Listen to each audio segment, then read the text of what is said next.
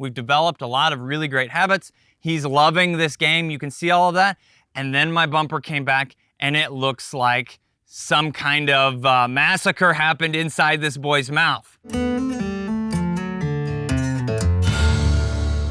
Hey everybody, we are back with another update video with Thunder. He is 5 months old, folks, and we showed a collar conditioning video with him. He did a really good job, and I want to kind of give you an update with that, as well as include some retrieving and show all of the things. First of all, we started with, this is the MR 1100 collar by DT Systems. If you're looking for an e-collar for your dog, we have a lot of different options right on our website, standingstonekennels.com. Hit the store, check them out. Now, when we started this with him, we used Vibrate, and now we're going to talk about more of a proofing process, how to make sure that he understands. This dog's very cooperative. He's got a really good understanding of Vibrate. 90% of situations, he does it all perfect. But the problem that we hear from a lot of folks, and it's because it's a real thing, is when those high distractions pop up, the Vibrate doesn't work anymore. It's enough of a cue to say, hey buddy, come here. And if he's not distracted, boom, it works. If he is distracted, the distraction's way more important. So we're going to show you how to start proofing that collar and introducing stimulation into the process. What we're going to be using is the nick button. This is a momentary or nick feature. If you don't have a DT collar, it might be called momentary something, but one tap of the collar on stimulation to pull the dog's focus back to us. Now you may be asking yourself, what level do I need to be on? It's going to be different for every dog. It's going to be different for every situation. So don't get hung up on numbers. Let's just find the number that works for your dog. Now, before we move on from here, I want to say, if this is your first video that you're finding on our channel, please hit the subscribe button. We really appreciate it. Now, we're going to get started with this guy. I am going to do a couple reps just for some warm-up. I've got Vibrate on. Hey, hey, hey, hey, hey. And you can see still even there, his sniffing interest. It took a little verbal, hey, hey, hey, to get his attention. I'm going to double check and make sure. Yes, the collar is vibrating. It's always a good thing to do, folks. We make mistakes as trainers as well. And sometimes collar and non, check it. Okay, so we're gonna let him run around again. Again here, Vibrate is on. We've got a little more focus right now. Good boy, good boy. Now, I want to play fetch with him. We're gonna incorporate this. This was kind of the main reason that we started our collar conditioning with him, because he likes to run out and get it and parade around with his bumpers. Now, when he's not chasing the bumper or distracted, he's pretty cooperative, so we really haven't needed collar conditioning on a regular basis, but until we started playing fetch. Ready? Okay. Long retrieves. We started this process with really short retrieves and only a few reps at a time, and he's really getting good at this now. Nice. I've got Vibrate on, guys. Vibrate. See this? We've got some parading crap. This is avoidance. Hey, hey, hey. And now distraction. Hey, hey, hey. Pick up that bumper. He says, I can't leave this thing. So we're going to get him back, hopefully sooner rather than later.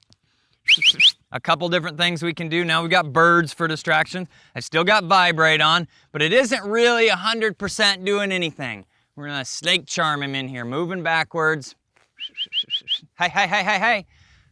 Thunder, thunder, thunder. Still have Vibrate on, moving backward, moving backward. Good job, good job, okay? So ultimately, we got him back, right? But not nearly as direct as what I would hope. So I'm gonna go ahead and put this bumper away, and we're gonna work through some collar conditioning with him, which is going to be incorporating stimulation on the collar. Now, we're gonna start on a lower level. He's kind of a softie. There are situations where you grab his collar or step on his toe or something accidentally happens and he goes, arr! So I don't think we're gonna need much for him, which is why it's important to think about what's gonna pull their focus, not an actual number or a level. But we're just going to hit the nick button and then Vibrate. He's still distracted. We're gonna go up, nick, and then Vibrate.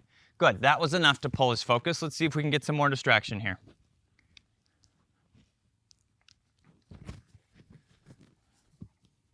He says, no, I'm going to be really focused now. Now, he seemed to get more distracted when I was just standing and talking. Again, he realizes I'm not paying attention to him. He goes off to do his own thing. So we're going to nick on the collar and hit vibrate. Good. I'm up to, for him, a 5. Those nicks, he's still really showing 0 response here. Good. If he's close to me, that's going to be a lot easier. The further he gets away from me, the more it's going to take to pull his focus. And we're going to give him another opportunity. I'm up on a 7 now. So maybe not quite as soft as what I thought he might be. We'll give him an opportunity to run about and get distracted again. What we're using essentially the e-collar for is to pull focus away from whatever the distraction is, because he's already proven that vibrate, he understands, but it's just not enough to pull his focus when he's distracted. We'll walk this way.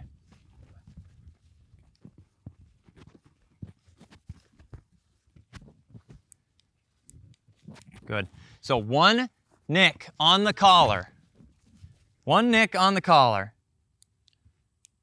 There was a little head shake. So we're definitely at a level that he is feeling now. Good boy. And that's pulling his focus really fast. So we're going to go back to our retrieve and see if we can get a little more direct route back to us with the bumper. Good. Okay. Nice long one. As soon as he picks that up, I'm going to hit vibrate again. Hey, hey, hey, hey. Nice job. Vibrate.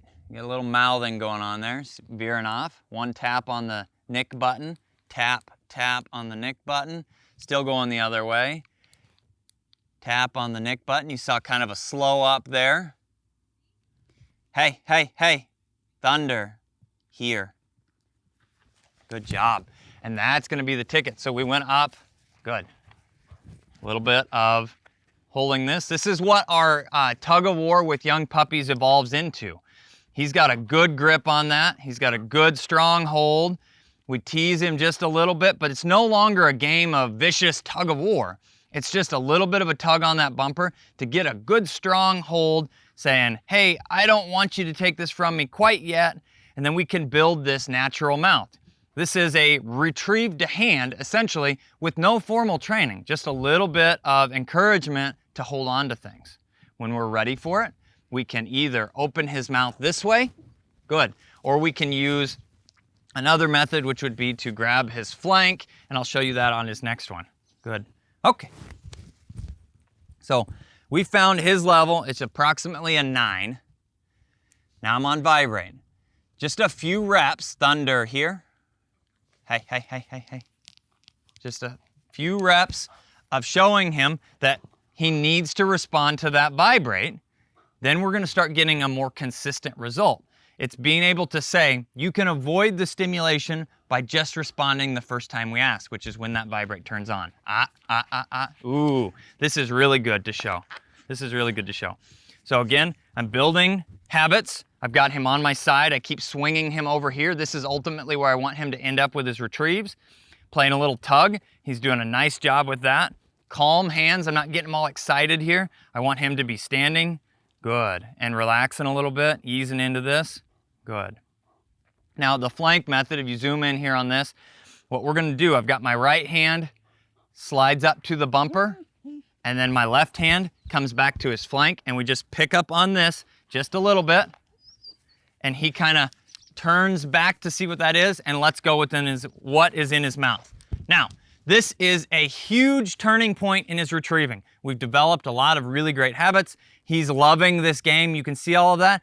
And then my bumper came back, and it looks like some kind of massacre happened inside this boy's mouth. There's blood all over this thing. So we're going to take a second, and I want you to take a good look here close at his teeth, and we're going to go.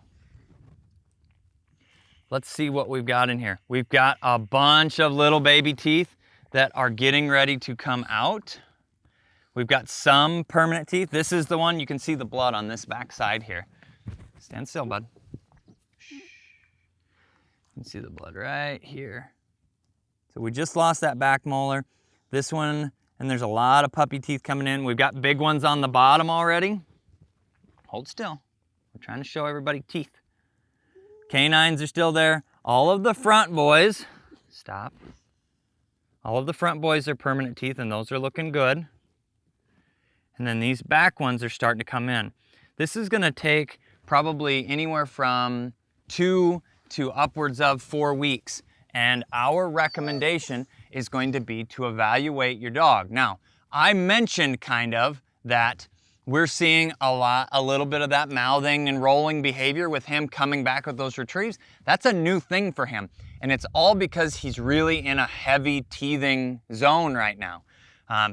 The best way to tell if this is happening is if you see a tooth come out or if you see blood all over your bumper. You can say, all right, we need to call it quits on the retrieving for now. We've already built a really, really strong foundation. And when we come back after a approximately 30-day break, give or take, just keep an eye on those teeth. When you see the permanent ones are in, go back to retrieving. Once he comes back to that, he's gonna be excited. He's gonna be rip-roaring ready to go because he wants to go get that bumper now. Yeah. We're gonna leave him pumped up about this retrieving. And then it's gone, disappear like a magic trick, right? So, folks, these are some really, really good things to be thinking of. We got to talk about collar conditioning for recall. We found that we can pull his focus with approximately a 9 in that higher distraction situation. Nick, that got his focus, then we switched back to vibrate. And that's what I'm gonna recommend. We've heard from a lot of people that vibrate works great until they get distracted. How do I use stimulation? When do I incorporate that? And that's how we would do it. Do a few reps, build an understanding of what level your dog's gonna respond to, and then go back to vibrate. Then with his retrieving, it helps us to build a much more consistent recall back to us because retrieving is 2 things, a dog that wants to go pick something up, and then a dog that'll come back to you when you call them. So we've got both of those, so we can develop a really good retriever here, which you're seeing already. And then last, the teething thing. When you've got bumpers, I probably just got blood all over my shirt. When you've got bumpers that start looking like this, guys, you've got to take a break. Just cut it off completely. Give them some good chew bones. That's going to help that to expedite that teething process and develop a healthy mouth for the young pup. And aside from that, keep us posted if you have questions. This is Thunder. I'm the guy with the pink gun, and we'll both see you in his next video.